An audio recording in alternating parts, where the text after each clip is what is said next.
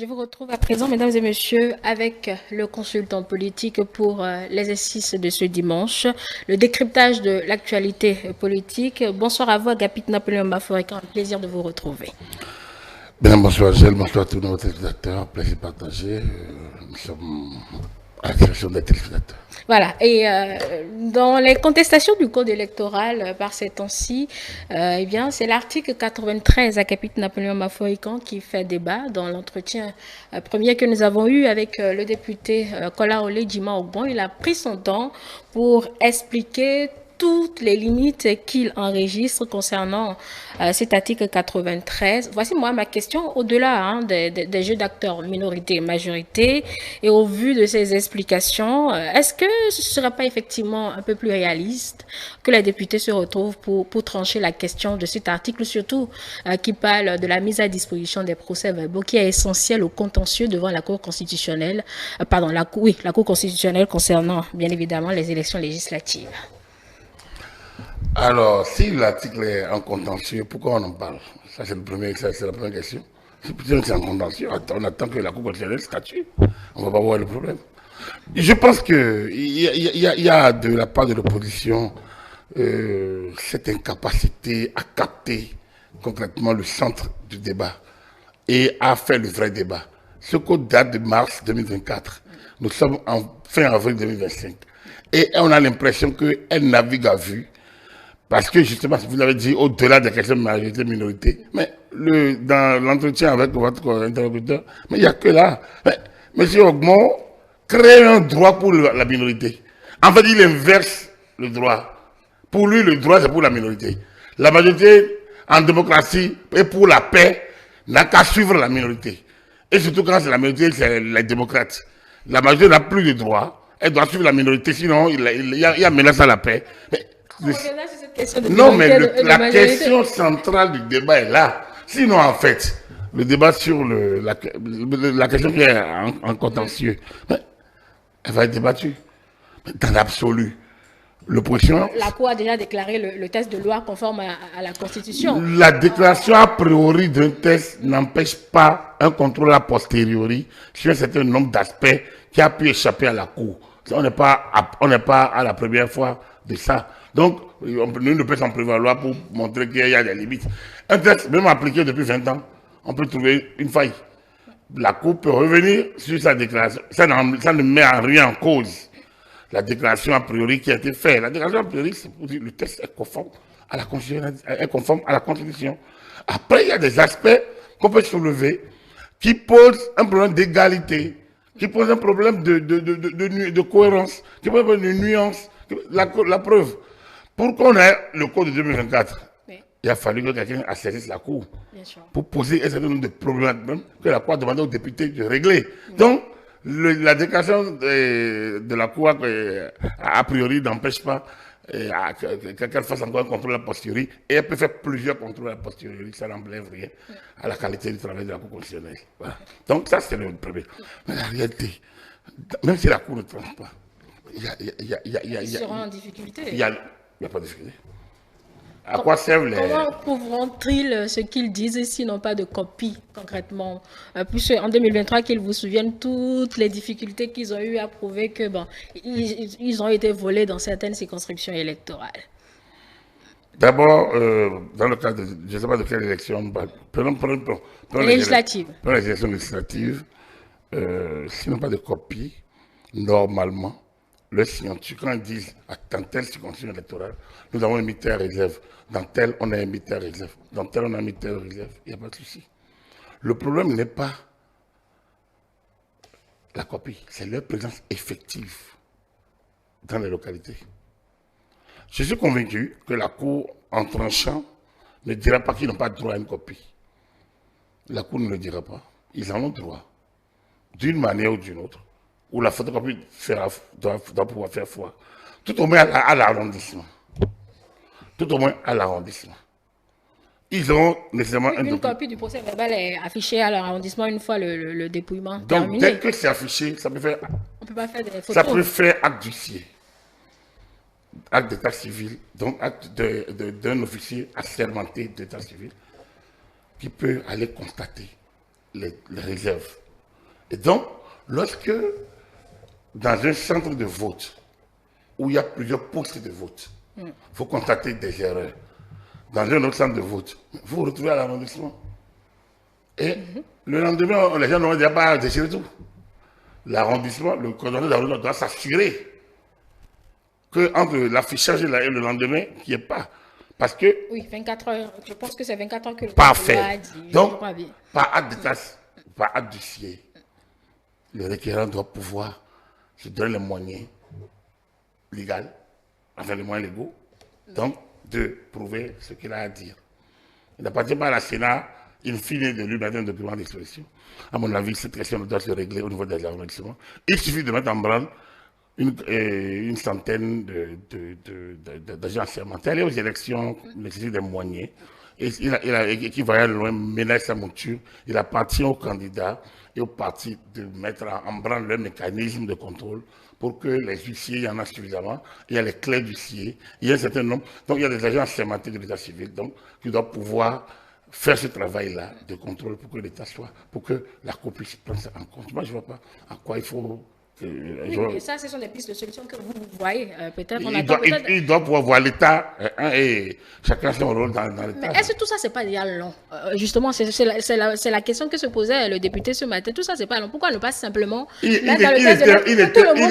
était où quand la loi est voie? Ils sont minoritaires. Il était au Parlement, mais ils sont minoritaires. C'est pas une excuse. Ah, mais qu'est-ce qu'il peut faire? Être minoritaire n'est pas un moyen d'excuse de la paresse ou de l'incapacité de lire. L'État leur donne les moyens, ils ont l'argent. Ils ont le fonds de financement public. Ils doivent pouvoir l'utiliser à bon escient. Depuis que cette loi est votée, ils en ont fait quoi? Être minoritaire n'est pas un moyen de... Être minoritaire ne vous excuse pas du tout. La minorité paresseuse, plaintive, complétive, tout ça, la chéribienne, ne peut pas fonctionner. Ils ont passé le temps à parler de 20%. Ils ont passé le temps à parler de parrainage. Ils ont passé le temps à parler d'exclusion. Peut-être qu'il y a des questions essentielles. Cette question est une question essentielle. Oui, donc c'est crescendo, ils y vont. Finalement, ils sont réveillés. Bon, mais tant mieux. Mais le sujet est au contentieux. Mais le sujet est au contentieux. Donc, il n'y a pas de raison. Quand vous appelez long, mais rien n'est long quand vous allez aux élections. Aller aux élections vous confère le pouvoir. Et vous exercez ce pouvoir au nom du peuple. Ça vous donne des droits. Avant d'avoir un diplôme, il faut vous mouiller. Il faut parler CICP, C1, C2, C1. Il faut avoir un CP.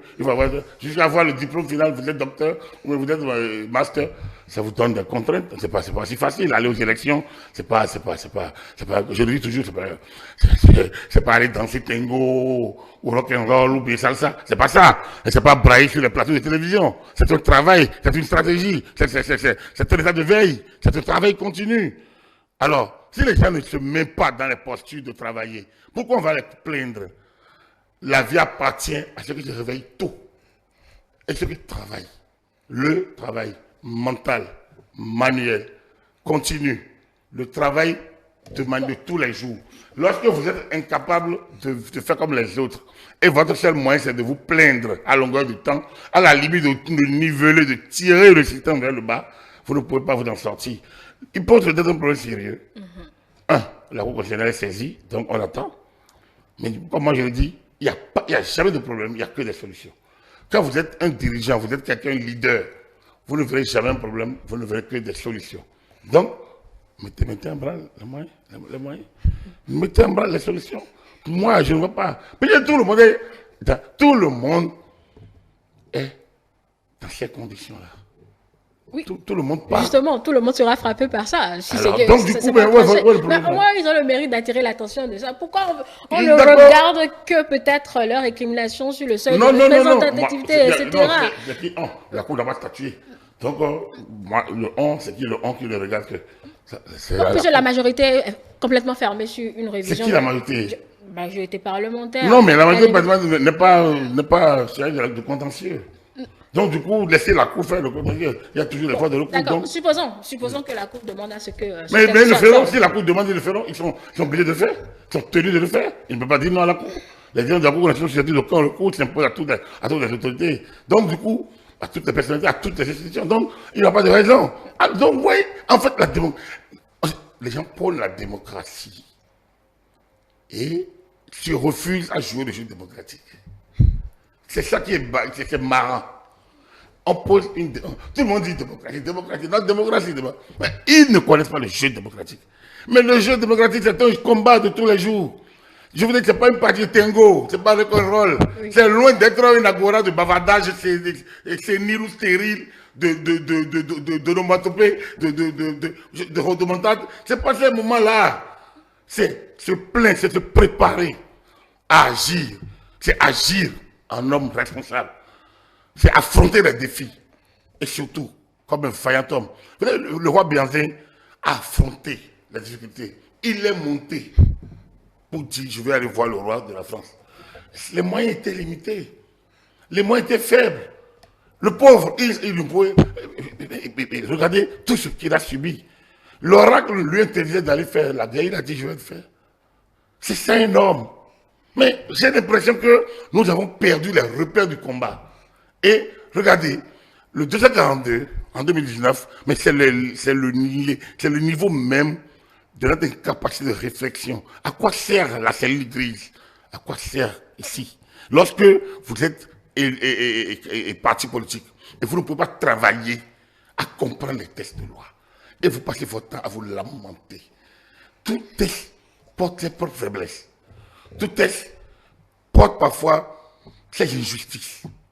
C'est peut-être ça. Je vous ai dit un jour, la loi 72 du 30 juin 1960 portant liberté de la presse.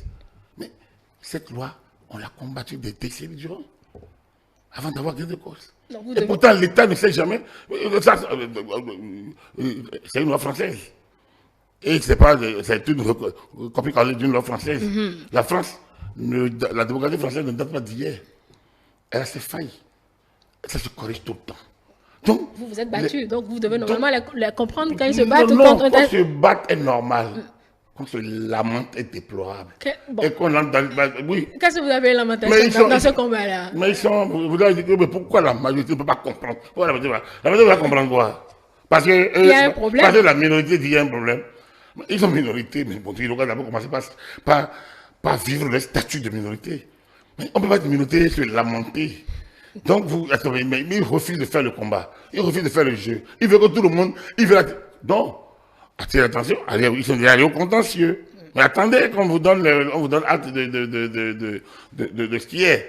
Et lorsque la Cour dit c'est ça, vous prenez acte et vous passez à autre chose. Lorsque, en 2023, la Cour lui a dit qu'il pourrait ne pas, alors qu'il n'avait pas, il n'était pas à jour de l'ordre, le quitus fiscal beaucoup n'étaient pas à jour. Et on lui a dit d'aller, ils étaient contents d'aller. Après, on dit que la Cour, qu'ils ont gagné dans ça. Mais vous voyez, c'est cette posture de l'incapacité d'accepter son statut qui est déplorable. Mais ils ont le droit de pouvoir, devant les voies d'avoir recours aux voies normales qui leur permettent d'avoir gain de cause. C'est leur droit. Mais après, qu'on ne se lamente pas. Hein, l'éthique ne proclame pas cette attitude. D'accord. Voilà, c'est cela. Mais vous parlez de la démocratie, justement. La question a été abordée avec l'invité, l'honorable Ogon. Pour lui, la démocratie reste le pouvoir de la majorité, mais également la minorité, à savoir... Il n'y a pas de main. Non, il n'y a pas de main. Et cette minorité-là, c'est quand même... Elle est minoritaire, elle participe au jeu, elle fait valoir ses idées, qu'importe. Qu'on ne prend pas en compte toujours. Donc, finalement, elle subit toujours. Elle n'a pas voix au chapitre. Que faites-vous du consensus en démocratie? Il n'y a pas de consensus en démocratie. Il y a que chacun à sa place. Il n'y a pas de consensus en démocratie. Le consensus même, c'est la démocratie. Le consensus même, c'est la démocratie. Après, il n'y a pas autre chose. Tu es minorité, tu as ta place. Et c'est ça le consensus. Tu es minorité, tu as ta place. C'est ça. Tu es femme, tu as ta place. C'est ça. Tu es homme, tu as ta place. Tu es gouvernant, tu as ta place. Tu es gouverné, tu as ta place. Tu es voie de recours, tu as ta place. Chacun a sa place en démocratie. Donc, il y a une place pour chacun. Oui. C'est ça le consensus même. Oui, d'accord. Le consensus, il y a place pour chacun. Donc, chacun va au chapitre normalement. Mais c'est ça, c'est être à sa place, c'est ça, avoir voix au chapitre. Comment on peut avoir voix au chapitre sans que ces idées ne soient prises en compte, ces propositions ne soient prises en compte? Le chapitre n'est pas l'endroit où ces idées sont prises en compte. C'est le chapitre où chacun, l'agora, prend ton siège et assieds-toi. Est-ce que tu as droit à la parole? Oui. Est-ce que des décisions s'imposent? Ça, c'est à voir leur pertinence et leur intérêt par rapport à ceux qui décident. Parce que ceux qui décident au nom du peuple. Si j'estime que cette décision-là n'est pas pertinente à l'État, n'est pas opportune, ça, c'est ceux qui décident de la sécurité. C'est là que la majorité s'impose. Personne n'a usurpé. C'est pour ça que quand on me parle d'opposition, parlement monocolore, élection monocolore, je dis non. C'est aux élections qu'il faut se battre pour aller au Parlement. Ce n'est pas une affaire d'opposition. C'est une affaire d'idées. Face au peuple, c'est l'idée, c'est les intérêts du peuple. Ce n'est pas une affaire d'opposition. Quand on va à une élection, Angèle dit ça, et mon cadreur, et Bonaventure Léon dit telle chose, oui. Et Rafio, le Boukari, le réalisateur dit telle chose, et Maforikan, l'invité, dit telle chose. Et on dit voilà ce que nous soumettons au peuple. Ce n'est pas une affaire d'opposition. C'est quand maintenant on est élu, que chacun détermine sa porte-parole. Ah, lui il est élu. La loi dit, on peut, avant l'élection, on dit qu'on peut collaborer. Ou alors, on ne peut pas collaborer. Au Parlement, on peut dire, ah, Maforikan, il est minoritaire. Il regarde, il dit, bon, je suis minoritaire, mais les idées que la coalition au Parlement, qui sont dans le même bord, Angèle, Toboula, Boukari, Rafio, leur idée, je peux voir là où je peux trouver ma place. Mais si je ne trouve pas ma place, j'élaborerai tout le temps mon alternative et je le ferai savoir. La loi me donne droit de le faire savoir. Je le fais savoir. J'utilise mon temps. C'est pour ça qu'il y a le mandat doit être limité. Et on doit le remettre en jeu devant le peuple à échéance régulière pour lui permettre de renouveler son confiance ou de retirer ta confiance à quelqu'un. Personne ne peut utiliser d'une force et personne ne peut s'imposer. Tout le monde, le député est l'élu de la nation tout entière, a-t-on dit. Oui. Donc, que telles idées ne passent pas, que telles idées passent, c'est au nom du peuple. Toujours.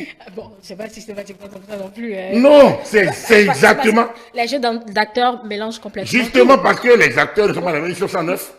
Donc, la majorité, c'est 56, il me semble, ou 55. Bon. Voilà, donc, majorité, c'est 55.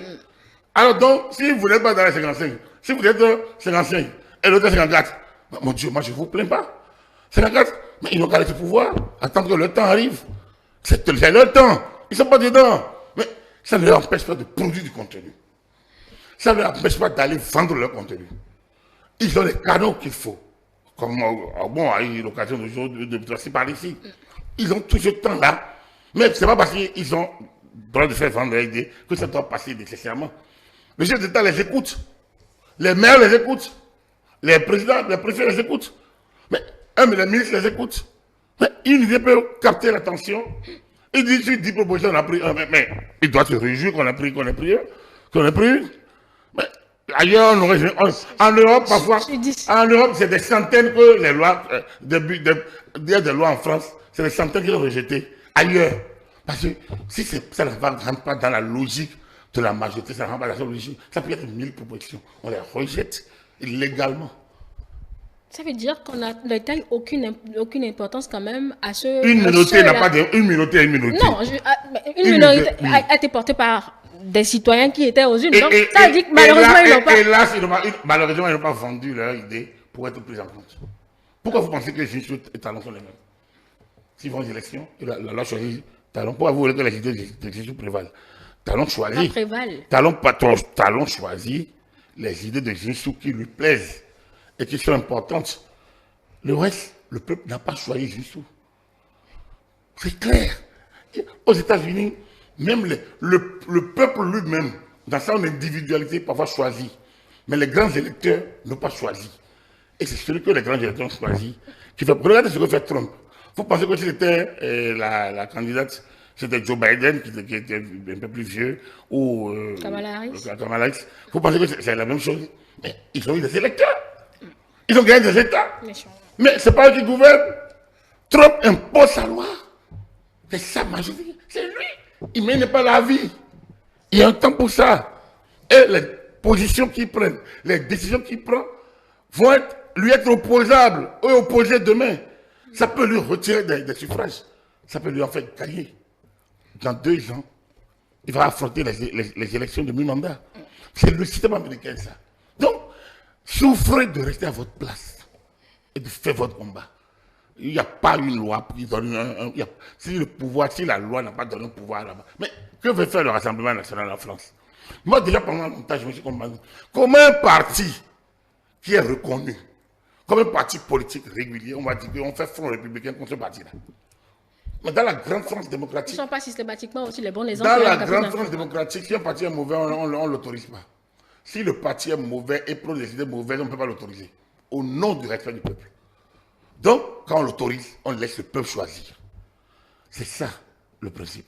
Mais on l'autorise, les gens sont élus, on fait front, on fait triangulaire, on dit bon, on se déliste, et on fait alliance contre la contre un parti qui a plus de représentants en termes de suffrage universel. C'est démocratique, mais c'est leur système à eux. Pourquoi on se lamente? Mais Ogbon vient de Paris, il est resté là-bas un peu, il connaît le système. Pourquoi il ne se plaint pas contre le système à eux? Il est béninois. Il est béninois. Il est béninois, donc il aurait pu faire de la contribution positive. Il y a certains qui n'ont pas eu la chance d'évoluer comme lui, de voyager, de vivre ailleurs, de voir le système. Il y en a qui ne connaissent pas autant que lui. C'est un beau rhétoricien, mais franchement, il lui manque de la culture politique. Et il a besoin d'aller à l'école de la culture politique. Et il manque à beaucoup de politiciens de la culture politique. Il faut qu'ils aillent à l'école de la culture politique, de l'abnégation, de la détermination, de la création du contenu. Hein? C'est ça le combat. Mais quand vous ne pouvez pas le faire, et vous vous lamentez comme des petits enfants à qui on a promis un bonbon qu'on ne donne pas, et ils pleurnichent. Mais ça fait mal, c'est pitoyable. Le souci, c'est que ce n'est pas seulement l'opposition qui pense cela, même sur le plateau. Mais nous avons. Attends. Le père Béjuno, justement, parlait en matière de démocratie que. J'aurais bien aimé que le père Béjuno me parle. J'aurais bien aimé qu'il me parle de la démocratie dans l'église. Non, dans l'église, c'est Dieu qui est souverain. D'accord, non, Dieu, personne ne voit Dieu. Oui, mais donc, il est souverain dans l'église. Dieu est partout. Je suis désolé, le père Béjuno est un très bon intellectuel que j'adore écouter. Et je le respecte beaucoup parce que c'est l'une, enfin, dans l'église, produit tellement de prêtres très bien. Et ils passent leur communication. Donc, je n'ai rien à foutre. Disons, je ne m'attaque pas à leur contenu, à leur intellectuel, à leur, toute la densité de leur. Non. Mais je dis, mais faisons le vrai débat. Qui contrôle les dépenses de l'église d'une paroisse? Quel le peuple de Dieu qui fait les quêtes? Qui contrôle la gestion? Qui est le commissaire aux comptes? Comment c'est géré? Attendez. La réduction des comptes, ça doit être partout. C'est facile de dire que c'est le peuple de Dieu. Le peuple de nous est un peuple de Dieu. Donc, il a choisi Patrice Talon. Dans l'État, il y a une cour des comptes. Il y a les contrôleurs financiers. Il y a les inspecteurs administratifs. Donc l'État a les moyens de contrôler l'État. L'Église catholique n'est pas le garant du contrôle politique. Pourquoi ils font une jonction dans une démocratie qui n'est pas la leur? Eux, ils sont dans la démocratie. Non, ils sont des prêtres. Oui. Ils prônent Dieu. Ils n'ont qu'à déjà régler comment dire, de convertir leur peuple. Ils essaient le jour le jour. Non, ils n'essaient pas. C'est leur peuple qui sont dans les gestions de tous les jours. Oui, mais ils n'ont qu'à les convaincre d'être de l'homme. Oui. Qui est un être versatile. Non, ils n'ont qu'à déjà. Il y a une homonerie des cadres. Comment ils contrôlent les leurs dans la gestion de la cité? Les cadres, personnalités politiques, comment l'homonerie les contrôle? Quelle est la relation de cause à effet dans les actes que posent les cadres personnalités? Moi, je ne me suis pas intéressé à ce sujet. Moi, vous devez dire. C'est tellement. Vous avez évacué la question. Non, c'était pas. Vous l'avez évacué parce que c'est trop facile. Le pape va être désigné sur inspiration de l'Esprit Saint. Nous, on désigne notre président de la République parce qu'il fait campagne. Donc, on est plus dans. Donc, première chose. Le pape désigne les cardinaux sur son inspiration à lui. Sur les recommandations du nonce, de ci, de ça, peut-être. D'accord. On peut tolérer. Mais une paroisse, c'est quand même, au moins on peut avoir, il y a les comités pastoraux ou des pastoraux, mais le prêtre devient est toujours l'incontournable gestionnaire, le curé. Qui le contrôle? Les organes internes de l'Église. Dans une opacité propre à l'Église. C'est leur toit. C'est leur mécanisme. Là, on n'est pas dans la foi, on est dans la gestion. Bien sûr. Donc, ils auraient pu mettre en place un mécanisme plus cohérent de démocratie dans cette prise de parole, de position, qu'on comprendrait. Médiser du curé, ou médite du curé, et voyez ce qui va se passer. Faites des dénonciations, et vous allez voir. Si elles sont récurrentes, l'évêque va faire... et après, on ne sait jamais comment il est sanctionné. On va lui changer de diocèse, on va le changer, mais il ne répond jamais devant le peuple de Dieu. C'est la redevabilité de quoi? Normalement, l'aumônerie doit pouvoir aller plus loin. C'est facile d'attaquer les autres. Et c'est facile de s'attaquer aux organes de gestion politique. Ça, c'est le rôle. Appeler à une inclusion serait-ce une attaque? C'est le rôle des partis politiques. Et c'est le rapport de force au Parlement. Pas plus, pas moins. Si le système est mauvais, les partis politiques auront tout fait pour le changer et pour l'améliorer. L'Église n'a qu'à gérer sa question de foi avec les fidèles. Tout le monde n'est pas de l'Église catholique. Pourquoi vous voulez qu'elle s'impose devant l'État? Moi, je suis catholique, je le revendique. Je reconnais, je suis les questions de foi, je respecte.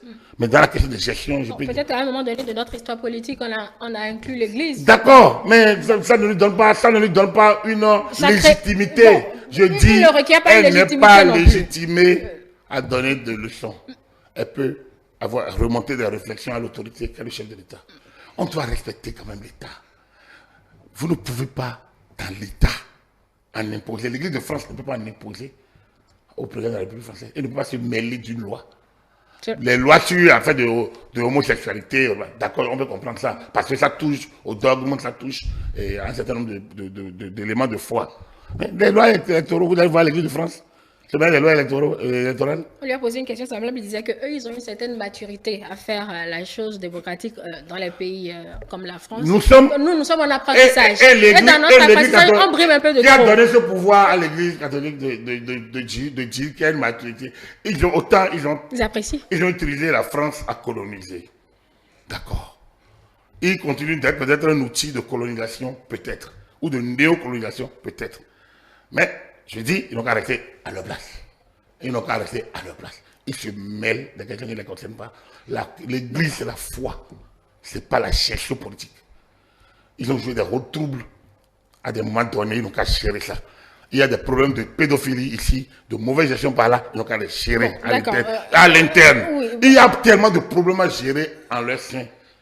Il faut qu'ils les gèrent. Mais moi, mes relations avec l'Église, sont des relations de foi. Donc, dès qu'elle se mêle d'autres choses, je dis qu'elle se mêle de questions qui ne la concernent pas. Elle a qu'à se laisser les partis politiques gérer leurs contradictions. Et c'est ça l'État. Notre constitution était claire. L'Église retrouve sa légitimité dans l'article 23. Dans l'article 23 de la Constitution. Elle n'a pas un autre pouvoir que l'article 23 de la Constitution. Allez le lire, voici, elle a droit à en imposer, faire des séminaires, à faire des gens, et faire des déclarations intempestives. Non. Elle a un organe de presse. Elle a plusieurs organes, une radio, une télévision, elle a un journal, mais elle n'a qu'à professer sa foi et à toucher aux questions de développement et laisser les politiques faire de la politique. Je pense que, si l'État ne commence pas à rentrer dans les questions de foi, vous allez voir ce qui va se passer, non. Si l'État ne commence pas à se mêler de la désignation des prêtres dans les paroisses, de la nomination de l'évêque, de qui va être archevêque, vous allez voir ce qui va se passer. Bon, d'accord. Donc, si on va commencer par voir les prêtres qui ont d'enfants, d'autres qui n'ont pas d'enfants, alors vous allez voir ce qui va se passer, non. Donc, l'État ne se mêle pas de cette question. Il ne faut pas que l'Église s'en mêle non plus. Moi, je dis, j'ai plein d'amis prêtres qui sont des gens très bien du point de vue intellectuel, et d'ailleurs qui font leur travail sur le terrain et que je respecte. Nous allons toujours leur faire confiance parce que nous, on a l'espérance de la réalisation. Moi, je suis chrétien, comme je le dis toujours, et donc, on va toujours les voir. Mais je dis, ça ne les légitime pas à se mêler de la gestion administrative et politique d'un État. Il y a tellement à faire à l'interne qu'il faut qu'ils s'occupent de questions qui les concernent. Bon, et je pense que le Père Godin forme tellement de gens pour parler de choses tellement sérieuses que je suis sûr que si je constate là. Il a parlé de la papauté, c'était très bien qu'on comprenne un peu comment ça fonctionne. Super bien, belle émission, mais franchement, politiquement là, ils n'ont qu'à s'occuper, ils n'ont qu'à laisser la démocratie. Ils ne font pas de la démocratie. Bon, d'accord. En fait, j'ai posé la question de l'Église pour faire comprendre qu'il n'y a pas que l'opposition justement qui crie à l'exclusion. Non, en fait, si l'Église ne se mêle pas D'accord, mais que faites-vous de la société civile aussi qui fait la même exhortation? Qui a le pouvoir derrière de quelle société vous avez parlé? Là également, article 3 de la Constitution. Il a dit que moi, je vais être bête. Ce n'est pas moi qui ai rédigé la Constitution. Donc, dites-moi, dans le code électoral, quel rôle la société civile a à se mêler? Dans l'administration de la vie politique, quel rôle la société civile a? La société civile, c'est un peu comme les groupes de pression. Ils doivent gérer les thématiques importantes. Tu vois, Amnesty International est là. Il faut des sorties. Il y en a un pour mardi prochain. Nous allons y être, couvrir. Mais Amnesty International, parfois on n'est pas d'accord. Ils occupent des questions. Et puis, oui, ils font des rapports. L'État peut être d'accord. L'État peut ne pas être d'accord. Ils ne se cherchent pas à la place de l'État. Parce que leur rôle à eux, c'est qu'on fait des constats. Et après, ils passent à autre chose. Ils ne peuvent pas faire la lutte à la place des politiques. Parce qu'ils ne sont pas au Parlement. Ils ne peuvent que faire des plaidoyers. Ils ne sont pas au Parlement. Et leur plaidoyer, c'est un plaidoyer ou un lobbying ne s'impose à personne. Vous devez continuer à le faire aussi longtemps que possible pour que vous ayez gain de cause. C'est aussi ça. Pourquoi on se confesse régulièrement? On ne sait pas quand est-ce que ça finit. Tant que vous vivez, vous vous confessez à Dieu. Vous faites votre acte de contrition régulièrement. Parce que vous finissez de faire un acte, on vous bénit, on vous absout, on peut même vous l'absoudre, mais une heure après, vous allez le faire. Regardez l'histoire de la papauté avec Simon Pierre. C'est ça, toute la complexité de l'existence humaine. Et c'est pour ça que l'Église doit être assez regardante sur un certain nombre de faits, ne pas être péremptoire comme certains évêques et autres, et certains prêtres se donnent. Regardez, on a dit à Simon Pierre qu'il va, Jésus a dit qu'il va le renier, il dit c'est pas vrai. Il dit avant le lever du corps, tu vas me renier, il dit c'est pas Seigneur, c'est pas possible, je ne peux pas moi. Il a renié là, et après il l'a fait. On dit mais vous le dites jamais. Après il a pleuré. D'accord, d'accord. Finalement, on lui a remis les clés de l'église, c'est sûr. Ça veut dire quoi? On l'a compris. Il y a eu cette pleure, c'est l'acte de contrition. C'est l'acte de contrition. Mais j'entends, les gens disent, il faut libérer, il faut faire rentrer les exilés politiques, il faut libérer les exilés politiques. Quand l'église entre dedans, pourquoi?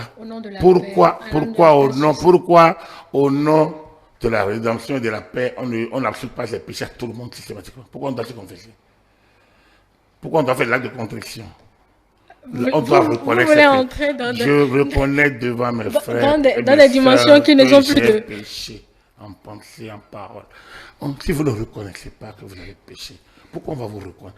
Vous n'avez pas droit à ça. Il n'y a que Dieu le miséricordieux qui pense qu'il seul. Même le prêtre, l'homme de Dieu, qui vous regarde et qui vous dit c'est trop facile, vous allez encore commettre les mêmes péchés. En réalité, la société civile, dans laquelle les groupes de pression comme les groupes confessionnels se classent, a un rôle d'aiguillonner les pouvoirs publics dans lesquels se situe l'opposition comme la majorité. La seule chose qu'on leur demandera, c'est de travailler à la paix. Et donc, ce travail de la paix concerne tout le monde. J'ai l'impression que certains regardent simplement les pouvoirs publics, en tout cas ceux qui ont les gouvernants. Non, il faut aller vers tous ceux qui produisent les idées politiques. Donc, l'opposition. Si l'opposition sait qu'il y a une pression derrière, j'ai entendu parler de 2019, mais c'est pitoyable. Il justifie. Toute personne qui justifie les violences de 2019, normalement, ne doit pas être prise au sérieux. C'est grave. Rien ne justifie les violences. C'est des gens qui sont allés sortir les pensionnaires. Mais ceux-là n'ont jamais été menacés. Des jeunes qui sont retrouvés en prison, ils ont perdu 4 ans de leur vie. Mais personne les instigateurs sont où? Donc, on a l'impression que on prend ça, on dit oui, vous voyez, 2019, il y a menace. Mais c'est des gens qui ont menacé la paix. Au nom de la paix, ils ont été amnistiés. Ils n'ont pas compris. En 2021, il y en a qui ont récidivé. Mais c'est ça qui doit nous interpeller. Au-delà de tout ce que nous pensons. Mais c'est ça qui doit nous interpeller. C'est plus inquiétant. J'entends ça. Les gens exigent ça comme un trophée. On dit, oui, mais vous l'avez vu 2019, non? C'est ça qu'il y a que donc, nous sommes là pour préserver la paix. Mais qui lui a remis, qui lui a donné ce pouvoir de préserver la paix? C'est des nérons, c'est des aiguillonneurs du feu. C'est eux qui allument le feu. Bon, en disant qu'il se prépare pour... C'est faux. Parce que plus vous faites un chantage à la paix, plus vous êtes un héros. Vous êtes un incendiaire. Et on doit vous regarder de près. Bon. On doit vous suivre de près. Vous êtes dangereux. Pour vous, il ne faut pas de chantage à la paix. Non, le chantage à la paix, il dit que si on ne change pas la loi, il y aura violence comme en 2019. Comment on appelle ça? Oui, nous lui avons posé également la question à Agapit Napoléon Mafoika. Bon, il s'est très vite défilé sur le sujet. Il estime que si on vous piétine là tout de suite, vous allez réagir. Enfin, c'est dans cette réaction-là qu'il parle. Si on vous piétine, une loi n'est pas piétiner quelqu'un. Bon, la loi, elle est une loi, et cette loi était une loi consensuelle par ailleurs. Par ailleurs. Consensuelle. 2019, la loi était consensuelle. 2019. Absolument. Bon, ouais. Donc, non, ouais, non, vous pouvez balayer. Non, je ne balaye pas. En réalité, ouais, non, en fait, on est dans un système où on peut, même à l'opposition, on peut tout concéder. Non, concéder. Ouais, non, en 2019, il n'y avait pas de voix contradictoire. Enfin, les deux se sont entendus, les deux partis au Parlement. Il n'y a pas deux partis au Parlement en 2018. C'est des lois de 2018 qui sont allées aux élections de 2019. D'accord, vous parlez, d'accord. Vous comprenez? Okay. Donc, les violences de 2019, qu'est-ce que les gens ont posé? Qu'est-ce que les gens ont posé? On ne peut pas. C'est-à-dire que c'est là tout le problème. Et ça montre simplement que nous ne disons pas la même chose. Il y a des gens qui sont des artisans de la flamme et ils se cachent derrière la paix. Parce que la loi de 2018, c'est elle qui a eu aux élections en 2019. C'est une loi consensuelle. Voilà. La loi de 2019 a même amélioré celle de 2018. Et ce n'est pas pire. Et celle de 2024 a fixé des caps pour discipliner la classe politique. Voilà notre histoire.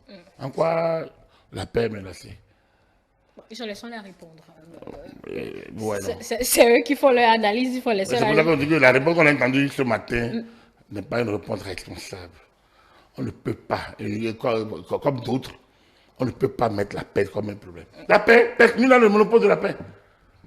Nul n'a le monopole de la paix, nul n'a le monopole de la guerre. Les gens pensent que les pays dans lesquels ils ont remis en cause les régimes, les systèmes, on voit la suite. Là où c'est difficile à remettre la paix. Lorsque vous mettrez la paix en danger, à travers l'ordre constitutionnel, à travers les violences, ça ne ramène. Regardez la RDC, malgré tout le calme possible, malgré les élections, regardez comment le pays est aujourd'hui. Parce que des gens ont eu la mauvaise intention de créer des zones de tension. La paix, tout le monde est menacé lorsque vous jouez à ça. Oh, il y en a qui ont 2 passeports. Ils rentrent au Bénin avec le passeport français pour ne pas avoir de visa et avec le passeport béninois et ils vont sur le territoire français avec le passeport français. Il y en a qui ont 2. Ces gens-là, il faut se méfier d'eux. Parce que c'est eux. Parmi eux, on voit, il y en a qui ont 2 passeports. Il y en a qui ont même plusieurs. Par exemple, conseils spéciaux de ci, de ça. Voilà, justement, donc, c'est vrai. Donc, si le privilège. Donc, du coup, donc ça c'est. Non, qu'ils occupent. S'ils font ça, ils passent la frontière rapidement, ils sont plus béninois. Et donc, il faut que chacun sache où il va. Oui. Et c'est pour ça qu'on doit dénoncer. Et la société civile dont vous parlez là, doit dénoncer ces gens d'artisans, ceux qui sont des artisans à la neuron, hein, des gens qui veulent mettre du feu. Hein, c'est eux qu'on doit dénoncer. Une loi, on doit travailler à l'améliorer. Les élections prochaines vont nous permettre d'expérimenter une nouvelle loi. Nous verrons bien. Le pays ne finit pas avec une élection. Nous allons finir. Le pays ne finira pas. Donc il y aura toujours des lois qui changent, qui modifient, qui s'améliorent. Pourquoi on ne peut pas dire, bon, nous on a dit pour nous, allons-y et se préparer. Et donc évoquer la question de l'article dont vous parlez, trouver une solution et 2 ou 3 autres articles sur lesquels il y a peut-être quelques difficultés et trouver des solutions. À défaut des solutions consensuelles, aller devant les juges de contentieux. Pourquoi pas? C'est ça. On a pu dire le titre ne proclame pas sa écriture. Donc il faut qu'on avance. Depuis plus d'1 an, le code électoral. Depuis pratiquement 5 ans, on revient sur le même truc. Oui, la violence, la paix, la violence. Non. Rassurez-vous, on n'en a pas encore fini. On va en entendre encore parler jusqu'aux élections. Ce qui est révisé ou pas révisé, les élections auront certainement lieu, puisque le chronogramme est connu. Heureusement d'ailleurs. Évidemment, bon, l'opposition, comme M. Ogon l'a dit, se prépare, quand bien même elle appelle toujours Non, à la révision elle a le de droit ce de code contester électoral. continuellement une loi qu'elle n'apprécie pas. C'est son droit. Mais moi, je pense qu'elle doit avoir des limites dans l'exagération du risque. Elle n'a pas le monopole du risque. Donc, l'exagération.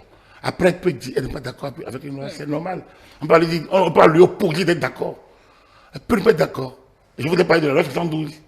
Mais il y a une manière. Pour moi, la classe politique a un devoir d'éducation des citoyens, a un devoir de formation des citoyens. Et le rôle d'un parti politique qui bénéficie de l'argent de l'État, c'est de faire ça. C'est pas de mettre du feu à la nation. Absolument. Allez, on va finir sur cette question, ce sujet qui a été débattu par les confrères sur l'hebdo des éditorialistes. Il s'agit des dernières nominations prononcées en Conseil des ministres dernier, bien évidemment, la ministre des Affaires sociales qui se retrouve aujourd'hui ministre de l'enseignement secondaire cumulativement donc à ses postes au niveau des affaires sociales. La question principale, Agapit Napoléon Mafoikan, c'est pourquoi cet intérêt du chef de l'État, c'est vrai qu'il a son pouvoir discrétionnaire, accumuler les postes. N'y a-t-il pas, parce qu'on a entendu cette question sur le plateau, y a-t-il pas d'autres cadres dans son cercle fermé à occuper des postes? Est-ce qu'il ne crée pas d'autres frustrations, d'autres monstres qu'il est en train de mettre en place? Voilà autant de questions au cœur de l'hebdo des éditorialistes ce matin. Il est le seul à savoir quand il crée ces monstres, comment il les crée. Comment il les utilise. Bon, il viendra pas et comment il met fin au monstre dont vous parlez. Il ne viendra pas regretter non plus après. Il n'a regretté rien. Le président monstre, il a confessé quand même. Pardon? Le président monstre, j'emprunte ses mots, il a confessé quand même. Vous savez, Jésus, je l'ai dit toujours, a choisi 12 apôtres. Personne n'a choisi 12 apôtres à sa place. Non. Simon Pierre, on en a parlé, mais Judas. Pourtant, c'est quand même des 12 meilleurs. C'est lui-même qui a choisi. On ne peut pas savoir qui est. C'est pas parce que quelqu'un est nommé à plusieurs postes qu'il est un monstre. Non. Je ne pense pas comme vous. Des cumuls, il y en a quand même au sein de... Le président a expliqué rapidement une fois qu'il n'aime que nommer de nouveau alors que les dossiers sont à un certain niveau donné. Et surtout, on est à un an de la fin du mandat. Je ne sais pas quel intérêt il y a à nommer un nouveau ministre. Je ne sais pas. Mais c'est lui qui apprécie. Vous savez, les pouvoirs régaliens, moi, je n'aime pas entrer dedans. Parce que ça ne concerne que lui. Il est le seul à savoir pourquoi. Un autre peut nommer un autre. On a vu Yaïboni avec une pléthore de ministres. Il était généreux, lui. Ouais, non, en matière de nomination, qu'il était généreux. C'est des choix. Mais moi, pourquoi on va multiplier quand on peut regrouper? Je ne sais pas. Je ne sais pas. Tout le monde, vous voyez, quand le poste est ouvert, tout le monde, ça donne au moins la chance à quelqu'un aussi.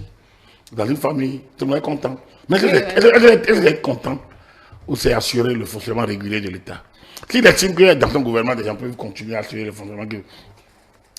Lorsque la Dambie a été virée, il n'a pas connu, il a nommé quelqu'un d'autre. Oui. Dans le cas d'espèce, c'est lui qui apprécie. Oui, c'est pourquoi.